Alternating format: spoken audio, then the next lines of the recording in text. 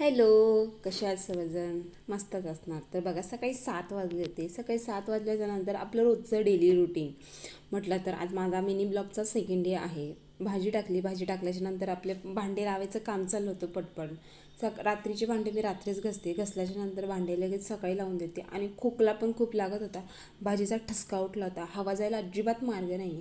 8 वाजले. भाजी पण झाली. त्यांना पाणी वगैरे पण दिलं आणि म्हटलं चला आता थोडासा नाश्ता करू, कारण की नळाचं पाणी खूपच लवकर झालं 9च्या आत म्हणून. आणि दारापुढे ऊन पण खूप येतं म्हणून माझं पटपट चाललं होतं. 10 वाजले. 10 वाजल्याच्या नंतर माझं सगळं काम आवरलं. बाहेर बघा ना किती जास्त ऊन पडले, असं वाटतं दुपारची 2-3 वाजले. म्हटलं चला आता कुरकुरा खाऊ. कुरकुरा खात होते. कालचा कुरकुरा होता. कालचा कुरकुरा खात होते.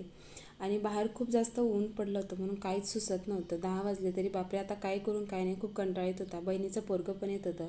आणि आजचा सेकंड डे माझा कसा वाटला कसा नाही कमेंट करून सांगा. ब्लॉग पण